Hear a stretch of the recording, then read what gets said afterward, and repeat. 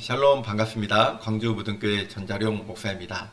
이번 광주 무등교회 신임 집사 교육을 받게 되신 여러분들을 주님의 이름으로 환영하고 축복합니다. 저는 이 시간 성경에서 말하는 집사란 무엇인가에 대해서 여러분들과 함께 교육하고자 합니다. 네 가지로 함께 보려고 합니다. 성경에서 말하는 집사란 무엇인가?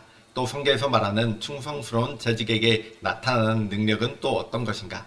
또 성경에서 말하는 재직의 기본 자질에 대해서, 또 성경에서 말하는 충성스러운 재직이 누리는 상급에 대해서 함께 같이 공부해 보고자 합니다. 성경에서 말하는 집사란 무엇인가? 우리 성경 사도행전 6장 1절에서 7절 말씀을 함께 같이 읽어보겠습니다. 그때 제자가 더 많아졌는데 헬라파 유대인들이 자기의 과부들이 매일의 구제에 빠짐으로 히브리파 사람을 원망하니 12사도가 모든 제자를 불러 이르되 우리가 하나님의 말씀을 제쳐놓고 접대를 일삼는 것이 마땅하지 아니하니 형제들아 너희 가운데서 성령과 지혜가 충만하여 칭찬받는 사람 7을 택하라. 우리가 이 일을 그들에게 맡기고 우리는 오로지 기도하는 일과 말씀 사역에 힘쓰리라 하니 온 무리가 이 말을 기뻐하여 믿음과 성령이 충만한 사람 스데반과 또 빌립과 브로고로와 니가노르와 디몬과 바메나와 유대교에 입교했던 안디옥 사람 니골라를 택하여 사도들 앞에 세우니 사도들이 기도하고 그들에게 안수하니라. 하나님의 말씀이 점점 왕성하여 예루살렘에 있는 제자의 수가 더 심히 많아지고 허다한 제사장의 무리도 이 도에 복종하니라. 아멘. 성경에서 말하는 집사란 무엇입니까? 본문은 초대교회가 부흥을 하면서 발생한 문제와 그 문제를 해결한 사건을 다루고 있습니다. 여러분, 문제의 발단이 무엇이었습니까? 1절 말씀에 그 내용이 나와 있습니다.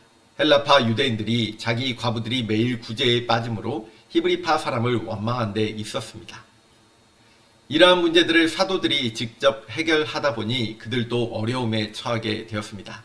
그것이 무엇이었습니까? 2절, 4절 말씀에 그 일이 나와 있습니다. 바로 말씀을 제쳐놓고 접대를 일삼게 되었던 것이었지요. 그러자 사도들이 이 문제를 해결하기 위하여 어떤 결정을 내리게 되었습니까? 3절 말씀입니다. 성령과 지혜가 충만하여 칭찬 듣는 사람 7을 택하라. 우리가 이 일을 저희에게 맡기고 라고 이렇게 말씀하고 있습니다. 그래서 초대교회는 7명의 집사를 선택하게 되었습니다. 초대교회에서 집사를 선택한 기준은 무엇이었습니까? 오늘 본문 3절 5절에는 이렇게 말씀하고 있습니다. 바로 성령과 지혜와 믿음이 충만하여 칭찬 듣는 사람이라고 표현하고 있습니다. 그들을 집사로 세울 때 사도들은 어떻게 하였습니까? 6절엔 이렇게 나와 있습니다. 사도들 앞에 세우니 사도들이 기도하고 그들에게 안수하니라. 초대교회가 집사를 임명하여 일을 맡기고 사도들은 자신의 고유한 사역에 전념하게 되자 어떠한 일이 일어났습니까? 7절 말씀입니다. 하나님의 말씀이 점점 왕성하여 예루살렘에 있는 제자의 수가 더 심히 많아지고 허다한 제사장의 무리도 이 도에 복종하니라 라고 이렇게 말씀하고 있습니다. 자, 그럼 두 번째, 성경에서 말하는 충성스러운 재직에게 나타나는 능력에 대해서 살펴보고자 합니다. 사도행전 6장 8절은 이렇게 말씀하고 있습니다. 첫째는 은혜와 권능이 충만하여진다. 둘째는 큰 기사와 표적이 나타난다라고 말씀합니다. 셋째는 능력으로 전도하며 삶의 변화를 준다라고 이야기합니다. 사도행전 8장에 보면 빌립이 사마리아 성에 내려가 그리스도를 백성에게 전파했던 사건이 나옵니다.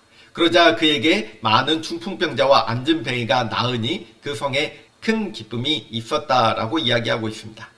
이어서 성령의 역사로 복음 전하며 이방 국가를 변화시키는 빌립의 모습도 볼 수 있습니다.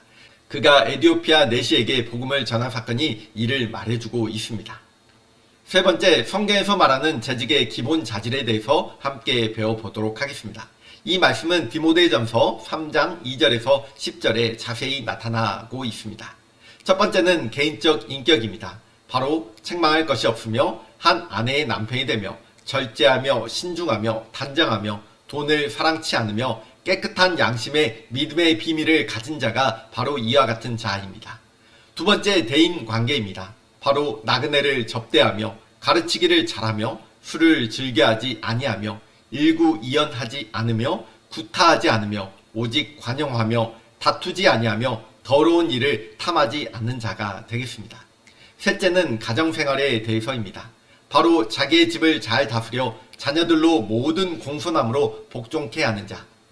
넷째 교회생활은 이와 같이 말씀합니다. 자기 집을 잘 다스려 돌아보는 마음으로 교회를 돌아보는 자가 되겠습니다. 성경에서 말하는 재직의 기본 자질 디모데전서 3장 10절은 이렇게 말씀하고 있습니다. 이에 이 사람들을 먼저 시험하여 보고 그 후에 책망할 것이 없으면 집사의 직분을 맡게 할 것이요. 이제 마지막으로 성경에서 말하는 충성스러운 재직이 누리는 상급에 대해서 한번 알아보고자 합니다. 첫째는 디모데전서 3장 13절에 나와 있습니다. 집사의 직분을 잘한 자들은 아름다운 지위와 그리스도 예수 안에 있는 믿음의 큰 담력을 얻느니라. 바로 아름다운 지위를 얻게 되며 또 그리스도 안에 있는 믿음의 큰 담력을 얻게 될 것입니다. 세 번째는 모든 선한 일에 열매를 맺게 된다라고 기록하고 있습니다. 넷째는 마태복음 25장 21절에 착하고 충성된 종이라 칭찬을 듣게 된다라고 이야기합니다. 또한 마태복음 24장 47절에는 주인으로부터 신임을 얻게 된다고 합니다. 내가 진실로 너희에게 이르노니 주인이 그의 모든 소유를 그에게 맡기리라 라고 이렇게 말씀합니다. 요한계시록 22장 21절에서는 영원한 상을 얻게 될 것이라고 이야기합니다. 보라 내가 속히 오리니 내가 줄 상이 내게 있어 각 사람에게 그가 행한 대로 갚아주리라고 말씀합니다. 마지막으로 함께 요한계시록 2장 10절의 말씀을 함께 읽어보겠습니다. 너는 장차 받을 고난을 두려워하지 말라.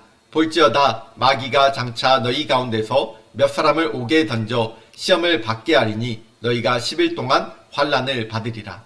내가 죽도록 충성하라. 그리하면 내가 생명의 관을 내게 주리라. 아멘. 사랑하는 신임 집사 여러분들, 오늘은 성경에서 말하는 재직에 대해서 살펴보았습니다. 아무쪼록 성경에서 말하는 내용들을 잘 기억하고 또 숙고해서 앞으로 광주 무등교회를 세워나가는 귀한 집사의 직분을 잘 감당해 나가시는 우리 모든 성도님들 되시기를 주님의 이름으로 축복합니다. 감사합니다. 안녕하십니까. 광주 무등교회 최충희 목사입니다. 신임 집사 교육 두 번째 시간인데요. 이 시간을 통해서 집사란 어떤 역할을 하고 또 교회에서는 어떻게 내가 섬길 수 있을 것인가 우리 함께 오늘 교육을 통해서 알아갈 수 있기를 소망합니다. 먼저 예배 생활에 있어서는 크게 5가지로 우리가 구분할 수가 있습니다. 주일 성수, 그리고 공적 예배 참석하는 것, 그리고 헌금 생활, 그리고 전도 생활, 그리고 기도 생활로 이렇게 5가지로 나눌 수가 있는데 먼저 주일 성수 부분을 함께 보시죠. 모든 예배자의 신앙은 주일을 구별하여 지키는 것으로 시작이 되어집니다. 주일 성수는 하나님의 통치 원리에 전적으로 순종하고 믿음으로 고백하는 행위이자 표현입니다. 라고 말합니다. 그리고 이제 두 번째로 우리가 볼 때 이 공적 예배 참석이라는 부분이 있습니다. 공예배라고도 하는데 이 공적 예배는 교회에서 정하여진 그런 예배들을 말합니다. 모든 공적 예배를 참석하는 것은 재직의 기본 의무입니다. 성경에는 공적으로 모이는 예배를 강조하는 그런 성경의 말씀들이 나와 있는데 특별히 히브리서 10장 24절에서 25절 말씀을 보게 되면 이렇게 말씀하시는데요. 우리 함께 읽어보죠. 서로 돌아보아 사랑과 선행을 격려하며 모이기를 패하는 어떤 사람들의 습관과 같이 하지 말고 오직 권하여 그날이 가까움을 볼수록 더욱 그리하자라고 말씀합니다. 그 공적 예배를 꼭 참석해야만 합니다. 우리 교회는 이 공적 예배에 관해서 이렇게 있습니다. 일단 주일날 오전 1, 2, 3부 예배 다 아시죠? 1부는 몇 시입니까? 7시 30분, 2부는 9시 30분, 3부는 오전 11시 30분에 있고 모두 본당에서 모입니다. 그리고 주일 오후에 또 예배가 있죠. 주일 오후 찬양 예배인데 이 예배는 오후 2시에 본당에서 있게 됩니다. 그리고 수요일날 오후 7시 30분에 본당에서, 그리고 또 금요 심야라고도 하는데 금요 예배에는 8시 30분, 금요일 날 8시, 밤 8시 30분에 있게 됩니다. 그리고 매일매일 주일을 뺀 모든 요일, 월, 화, 수, 목, 금, 토, 요일까지 우리 새벽 기도회가 있게 되죠. 이 모든 것들이 다 공적 예배입니다. 여기에 참여하는 것이 합당하다라고 성경은 이야기하는 것이죠. 세 번째로 봉헌에 대해서 함께 보길 원하는데요. 하나님께서 베풀어 주신 구속의 은혜에 감사하여 예배 때 우리의 몸과 마음 전체를 하나님께 드린다라는 의미입니다. 그러니까 단순히 교회에 내 돈을 드린다, 봉헌한다 라는 게 아니라 어때요? 나의 몸과 마음을 물질에 담아 드리는 것입니다. 그 중에서 물질, 이 돈을 바치는 것이 헌금이라는 것이죠. 그리고 이 모든 행위를 봉헌이라고 말합니다. 그러면 왜 이 봉헌 생활을 해야 할까? 함께 보면 왜 봉헌, 이 헌금을 해야 할까? 우리 출애굽기에 나오는 말씀 보면 23장 25절의 말씀인데요. 구원의 은혜를 받았으므로 빈손으로 내 앞에 나오지 말라. 너가 예수 그리스도를 믿어서 구원함을 얻었다면 빈손으로 나오는 게 아니라는 것이죠. 이 구원은 정말 값비싼 구원이기 때문에 그렇습니다. 그래서 그 구원의 은혜를 입은 자라면 하나님께 마땅히 바쳐야 된다. 역대상 29장 14절 말씀 보면 모든 것이 주께 말미암아 싸우니 우리가 주의 손에서 받은 것으로 주께 드렸을 뿐입니다 라고 말합니다. 주님께 받았다라는 거예요. 내가 이 일을 하여서 어떤 대가를 받았다.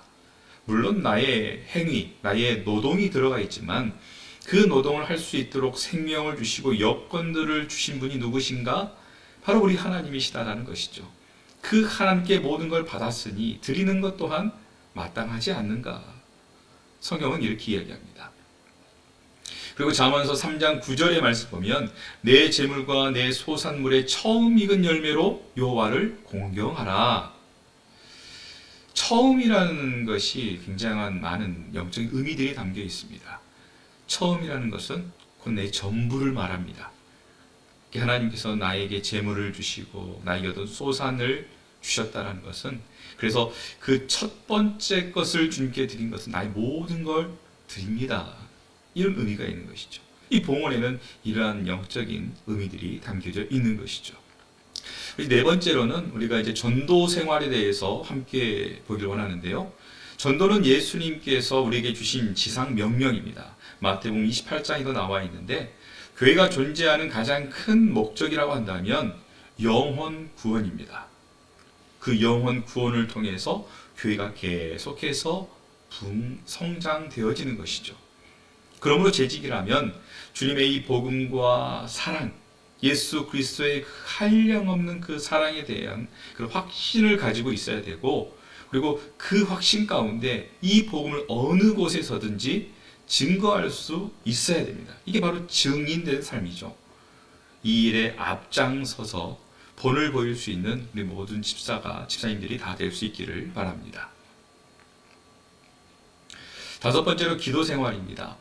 기도는 하나님과의 대화이면서 영적인 호흡이다라고 성경은 말씀합니다.